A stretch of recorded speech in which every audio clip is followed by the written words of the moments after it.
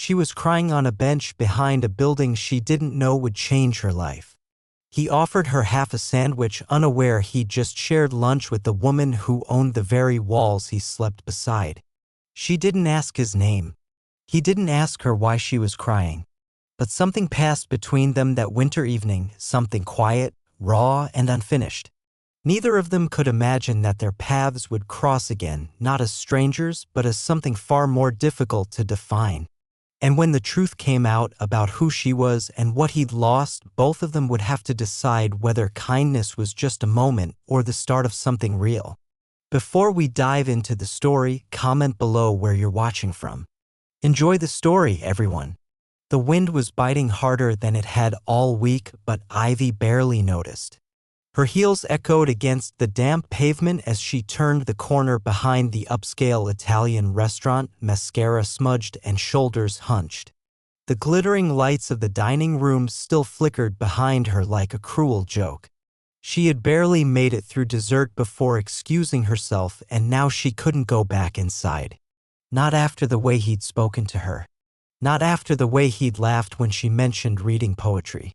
She pressed the back of her hand to her cheek, wiping away the trail of tears as she spotted the bench near the loading dock, old, metal, and just out of sight of the main street. Perfect.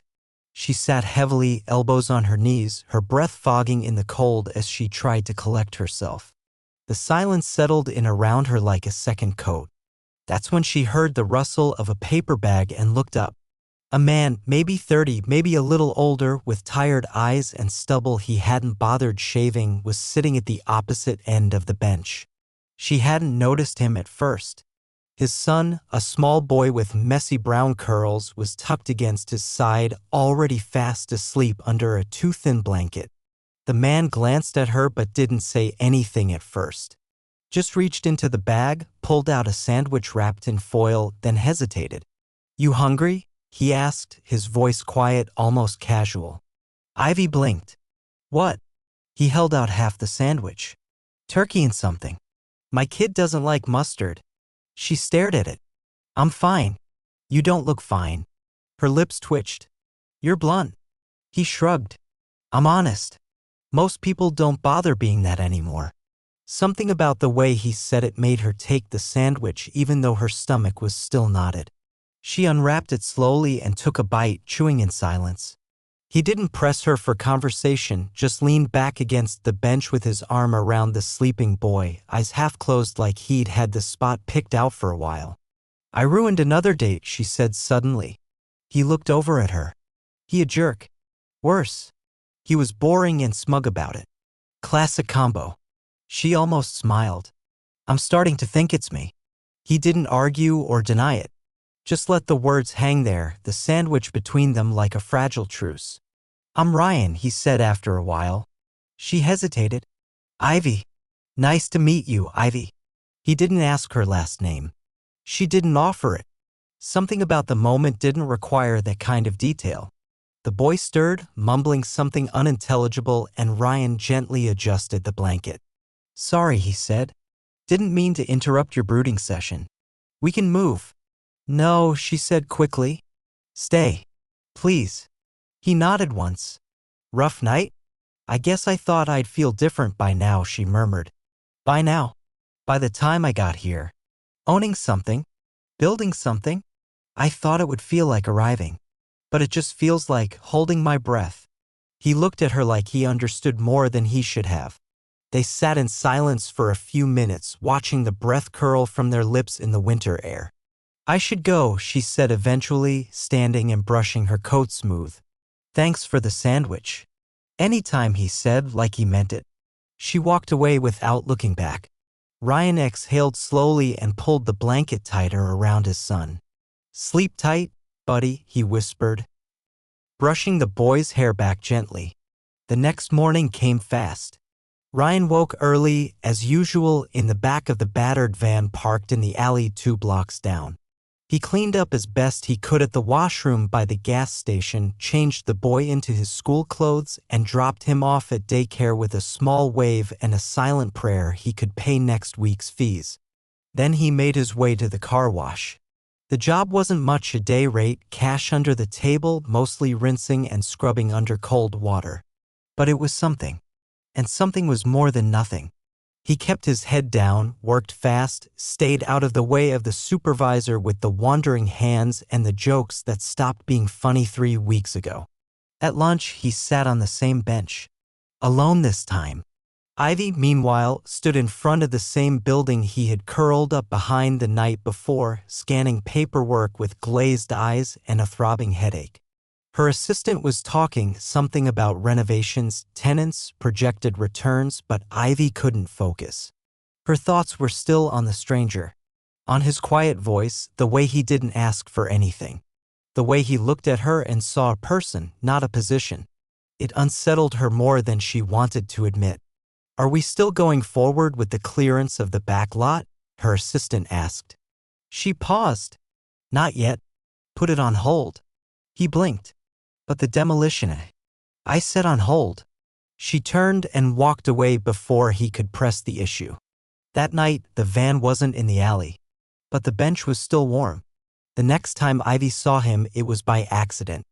She'd taken the back stairwell down to the alley, needing air after another suffocating strategy meeting. Her team kept pressuring her to finalize the sale of the east lot, the same block that included the bench. But something in her twisted every time she thought about it. She didn't understand why. Until she opened the back door and saw him again. He was crouched beside an old sedan, bucket in hand, scrubbing at a wheel with mechanical precision. His gray hoodie was damp near the sleeves, darkened from the soap water, and his breath fogged the air. The boy from the bench was sitting cross-legged nearby, drawing with a stub of chalk on the concrete. A cartoonish sun, a spaceship, and what looked like a sandwich. "Hey," she said before she could stop herself. Ryan looked up, surprised but not startled. He smiled faintly. "Back again?" She glanced around. "You work here?" He nodded, wiping his hands on a rag. "Car wash gig. Keeps us fed. And your son?" "Leo," he said. "He hangs out while I scrub bumpers." Leo looked up then, grinning. "I drew you." Ivy blinked. "Me?" Ryan chuckled, peering at the drawing. "That's not her, buddy." "Is too," Leo insisted, pointing at a scribbled figure with big eyes and a blue coat. She had shiny shoes. Ivy smiled despite herself.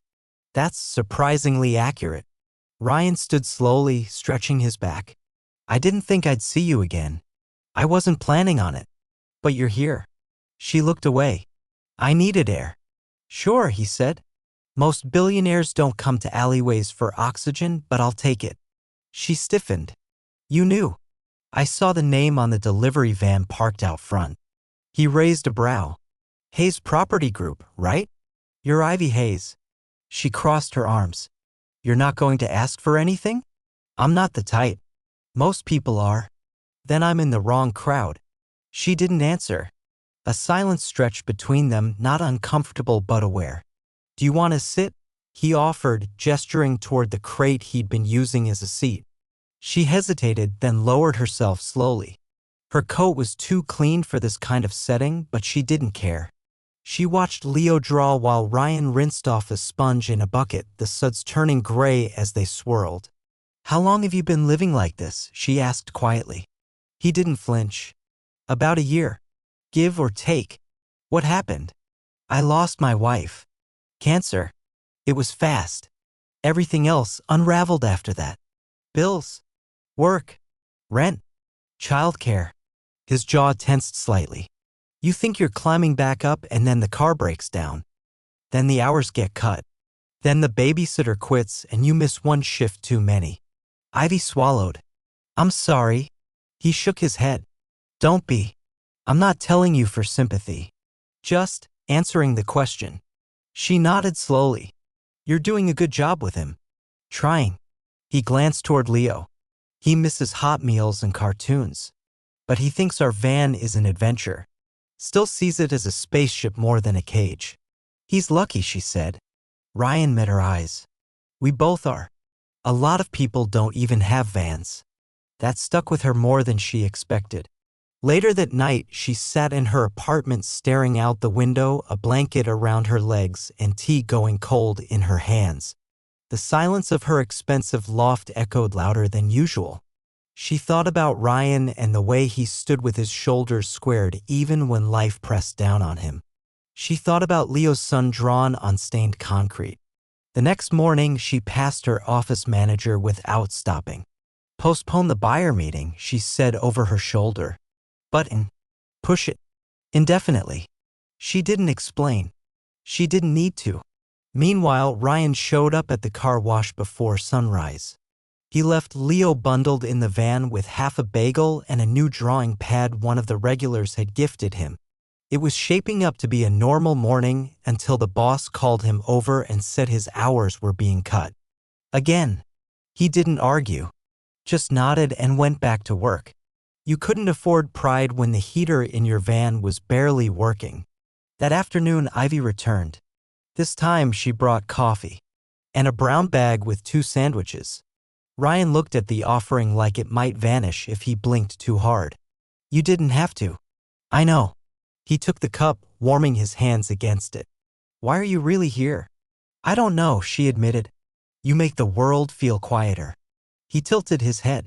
"You don't strike me as someone who wants quiet." "I thought I didn't," she said. "But lately all the noise feels like a mask. Everyone talks and no one says anything. You say a lot with your eyes." She laughed. "Is that a compliment or a warning?" "Depends on the day."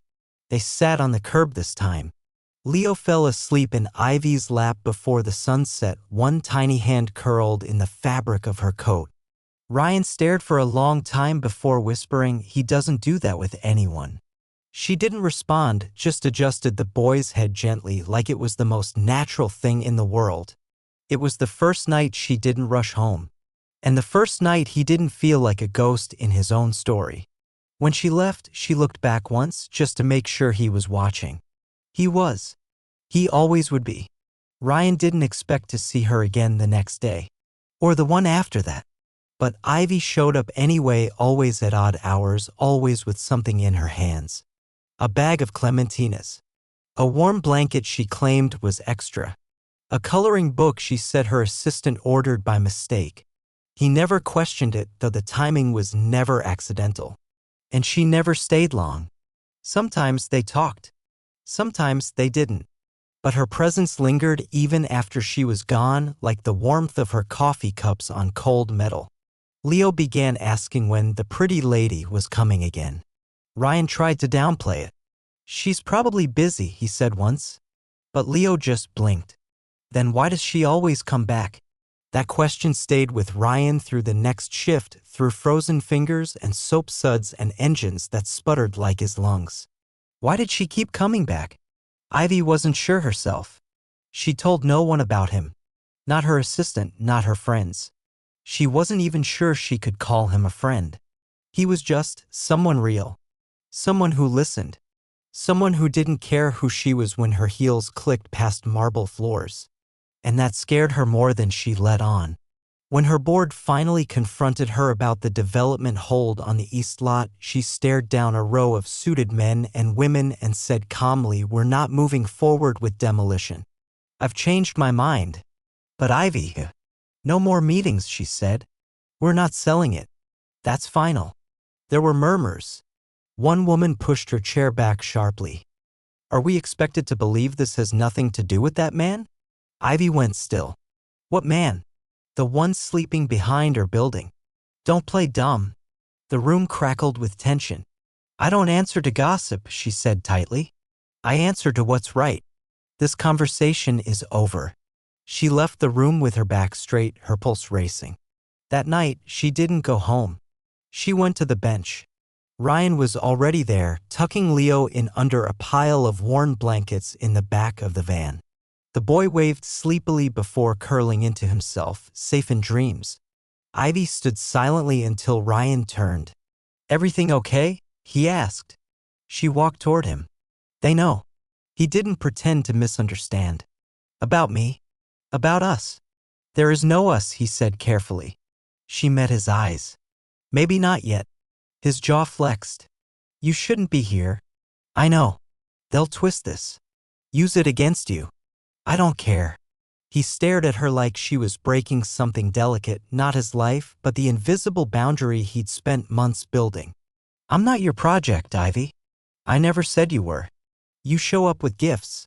You pause your meetings. You give Leo things he never had. I gave him attention, she cut in. Which is more than most people do. His voice dropped. I don't want pity. I never felt sorry for you. Then what is this? I don't know, she said, exhaling. But I can't stop thinking about you. About how quiet it is when I'm here. About how full it feels when you talk. He didn't say anything for a long time. Then, you scare me. Why? Because you make me want something again. The words cracked between them like thunder. She stepped closer gently. So want it? I don't have anything to give you. You gave me space, she said. That first night when I needed it most. You didn't know who I was. You just saw me. Ryan blinked hard. She added, quieter now, no one sees me. He looked at her, really looked, and all the tension in his shoulders dropped.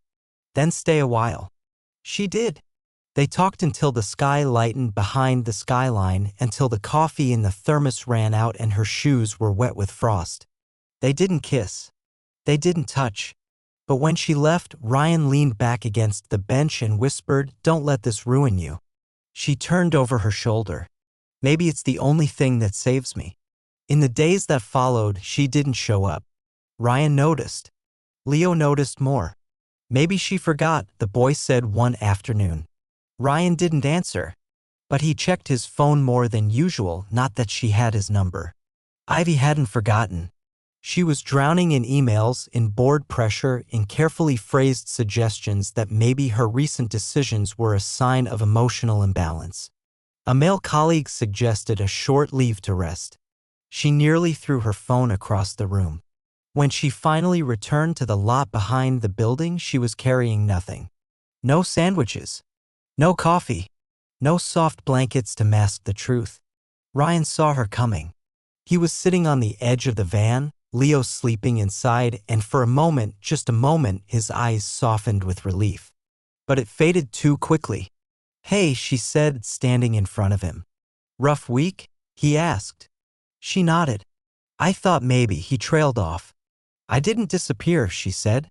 You just stepped back. She exhaled. I got scared. So did I. They stood in silence again, the weight of everything unsaid resting between them. Finally, she reached into her coat and pulled something out. A folded sheet of paper. What's this? Job offer, she said. He stared. I told you. It's not charity. It's a position. Building maintenance. Full-time. Health benefits. It's yours if you want it. He didn't touch the paper. I'm not trying to fix you, she said.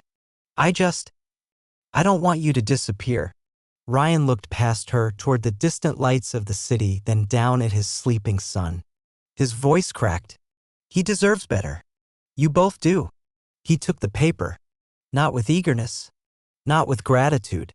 But with quiet, careful hope. And when their hands brushed, neither of them pulled away. The next Monday, Ryan showed up at the service entrance of Hayes Property Group just before sunrise. His new badge looked foreign on his jacket. The uniform was slightly too big, the boots too new, the hallway too polished. But when he stepped inside, something steadied in his chest. He wasn't scrubbing hubcaps anymore. He had a locker. A schedule. A name tag that spelled his name right. He didn't tell Ivy he was coming in early. She was already in a meeting upstairs when she got the alert from security. New hire check-in, signed and confirmed. She stared at the message longer than necessary, then minimized the screen and forced herself to focus. But her mind kept drifting to a man with quiet eyes and a little boy who'd drawn suns on pavement. Downstairs, Ryan was sweeping the back hallway when a man in a sharp navy suit stopped him. You the new guy? Yeah. Ryan. The man's smirk was thin. You're the one she brought in. Ryan didn't reply. Look, no offense, the man continued, but this isn't a soup kitchen. We've got standards. Ryan's grip on the broom tightened. I do too. The man chuckled and walked away. By lunchtime, 3 different employees had made offhand comments. By closing, someone had moved his locker to the far end of the row. He didn't complain, just adjusted. That night, Leo greeted him with a drawing of the new building and a note, "My dad has a job again." Ryan pinned it inside the van next to the heater vent. He didn't tell Leo they still lived there. Not yet. Later that week, Ivy passed him in the hallway. She slowed, almost stopped, but didn't. He gave a subtle nod. She didn't return it. It wasn't personal. It was survival. Every glance lingered too long. Every pause drew whispers. Someone had taken a photo of them talking by the back dock and emailed it to the board. She received it with the subject line, "Your judgment is showing." She didn't respond, but the email sat there like a stain. By Friday, Ryan found a note in his locker, "Watch your step." He showed it to no one. Instead, he stayed late, helping repair a faulty panel near the elevators. He was crouched under an open panel, tools in hand, when he heard footsteps behind him. "You shouldn't have to deal with this," Ivy said softly. "I've dealt with worse." "That doesn't make it okay." He stood, wiping his hands. "They think I'm here because of you. Aren't you? I'm here because I show up. Because I work hard. Because I don't quit." She looked at him carefully. "You don't owe me anything." "Maybe not." He paused. "But you gave me a door. I'm not letting anyone shut it." She reached for the wall beside her like she needed balance. "I'm scared, Ryan. So am I. They want me to resign. Or sell. Or both." He stepped closer. "What do you want?" She hesitated. Then, "To stop pretending I don't care." Silence pulsed between them. "I've spent years being who they needed," she whispered. "The smart one. The serious one. The one who doesn't cry or shake or love anyone too loudly." His voice was low. "Then maybe it's time to be someone else." She exhaled, shaky. "Like who?" "Like the woman who shows up behind buildings with clementinas and sees people no one else does." Her eyes met his, glassy now, and before either of them could second-guess it, she leaned forward and kissed him. It wasn't perfect. It was cautious and breathless and far too short. But when she stepped back, neither of them smiled. They didn't have to. The weight between them had shifted. That weekend, Leo got sick. Not just a cold. A deep, rattling cough that scared Ryan more than he let on. He missed a shift to stay with him. Didn't sleep. Didn't eat much. Ivy didn't find out until Monday when Ryan didn't show up at all. She called 3 times. No answer. She told her assistant she was stepping out, then drove to the only place she knew he might be, the van, tucked behind the building like a forgotten piece of furniture.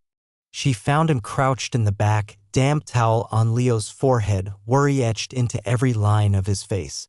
When he looked up, his relief was visible. "He's burning up." "I tried to cool him down, but..." "Come with me," she said. "I can't afford." "Ryan," she said firmly, "get in the car." He didn't argue. The clinic she took them to didn't ask questions. Her name on the form was enough.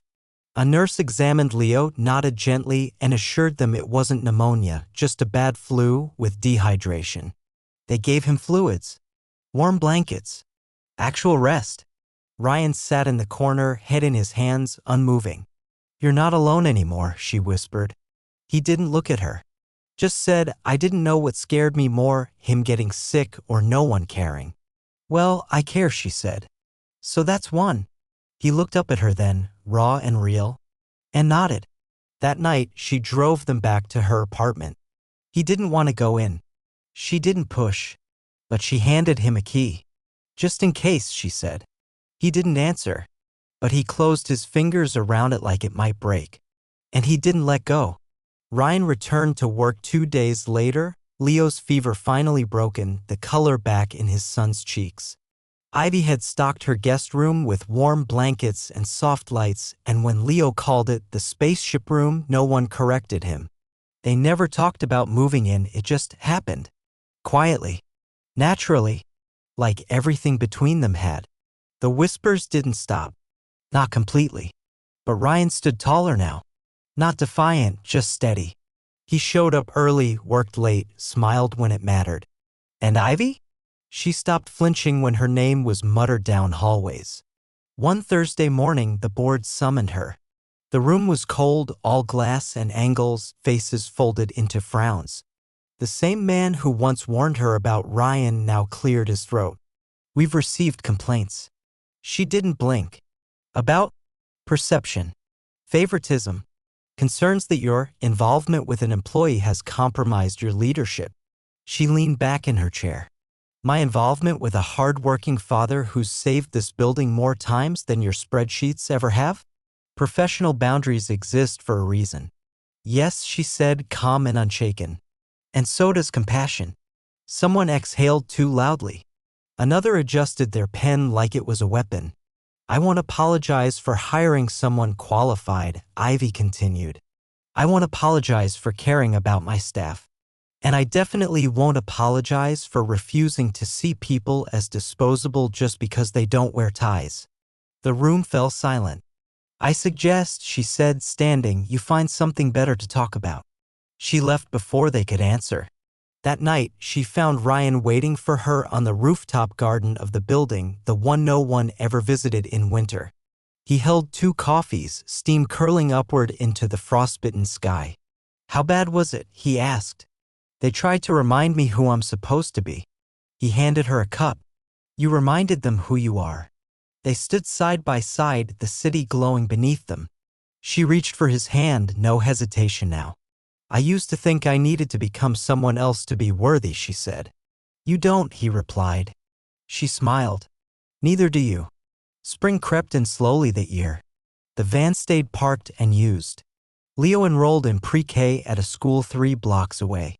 He drew suns on everything: classroom walls, napkins, sticky notes. Ryan tucked into Ivy's bag when she forgot to eat. They still didn't talk about what they were, not in labels. But he kissed her on the forehead when she worked too late. She curled up beside him when Leo snored between them. She bought him new work boots. He fixed her broken coffee grinder with 2 paper clips and an apology. They had bad days. Long days. Days when they fought over stupid things like dishes or silence or fear. But they always came back to each other. Then came the day Ivy walked into the office holding a flyer. "What's this?" Ryan asked. "An old building down in South Ward just came up for sale," she said. "No one wants it. Too run down. Too forgotten." He looked at the page. "It's a wreck." "I know. What would we even do with it?" She hesitated. "What if we turned it into something? A space for people like you. Like Leo. Like anyone who just needs a soft place to land." He stared at her, something shifting in his chest. "You want to start over?" he asked. "No," she said. "I want to begin." He didn't speak for a long moment. "Then we call it the bench." Her eyes welled. Ryan leaned in, kissed her soft, full, real. Months later, at the ribbon cutting for the Bench Community Center, Ivy spoke to a small crowd. Nothing flashy. Just residents. Families. Volunteers. She looked over at Leo, who was handing out juice boxes like a CEO. Then at Ryan, standing beside her, not behind her. "This place began with a sandwich," she said, voice warm. "And a moment between 2 strangers who didn't ask for names. Just shared the cold. And something kind." She reached for Ryan's hand. "We didn't fall in love in a ballroom," she added, smiling. "We found it sitting on concrete between the quiet, the fear, and the choice to stay anyway." Ryan kissed her temple as the crowd clapped. Leo cheered the loudest. That night, as they locked up the new space and stepped outside under a soft spring sky, Ivy pulled him close. "I used to believe home was a place," she whispered. "And now I know it's a person." Ryan didn't answer. He just held her hand and never let go.